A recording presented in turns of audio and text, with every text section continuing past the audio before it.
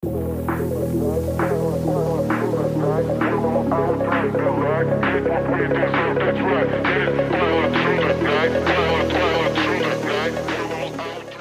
what's up mga ka-airdrop and welcome back sa ating channel, ang Crypto Whisperer PH, kung saan ay nagsishare tayo ng mga latest at hottest crypto project na pwede tayong sumali upang makakuha ng airdrop for free. At kung hindi ka pa nakasubscribe, ay mag-subscribe ka na para lagi kang updated sa ating mga future videos. So for today's video guys, ay mag-update lang tayo tungkol kay Oasis AI. So si Oasis AI guys ay isang DePIN project na pwede tayo mag-participate by installing their extension and their application sa inyong mga desktop or PC. So kung wala ka pang Oasis AI guys, ay maglalagay ako ng link dyan sa baba, or pwede mong i-click ang video dyan sa upper right screen upang makapag-install at makapag-run ka na ng inyong Oasis AI node. So proceed na tayo dun sa kanilang latest update. So makikita natin yon dito sa kanilang Discord channel, at ilalagay ko rin yung link ng kanilang Discord dyan sa baba para makasali kayo at maging updated din kayo sa kanilang mga future announcement.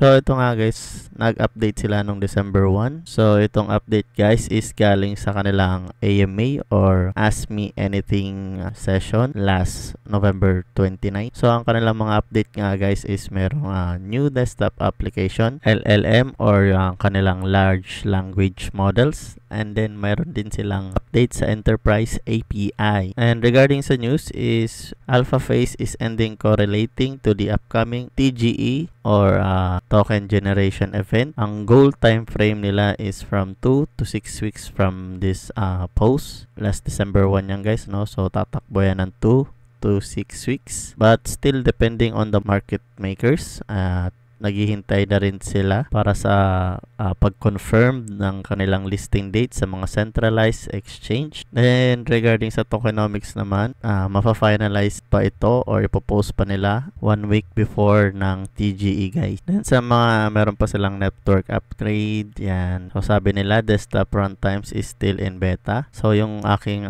application nga guys sa PC is hindi na siya gumagana. So di ko alam, sana i-update nila. Then ang network is magiging under ng Solana. So i-ready nyo na ang inyong mga Solana wallet. Then sa airdrop and wallet connections, more information pa kapag palapit na ang TGE. Then ayun nga guys, tokenomics marirelease 1 week before the TGE. And then when we'll be able to benefit on having more powerful GPUs. They're still working on it guys, no? So kanilang aim is to be purely compute based or task-based incentive. So maaaring maging more on PC sila guys, no? Pero siguro yung kanila extension ay pwede pa rin i-run sa mga mobile devices. And then regards to the security and data providers, so ayan, Oasis is inherently different from several projects people compare us to. We are not collecting user data, ayan, resale on any kind. Our business model relies on providing compute power to the network, not information. Then ang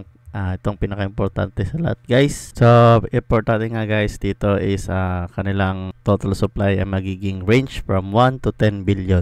So ayun lang guys, no? So medyo nagpaparamdam na si Oasis, kaya kung wala ka pa dyan, pwede ka pang humabol. At kung nagustuhan mo ang ating video for today, don't forget to give it a like at mag-subscribe ka na rin para lagi kang updated sa ating mga future videos. So ayun lang guys, peace.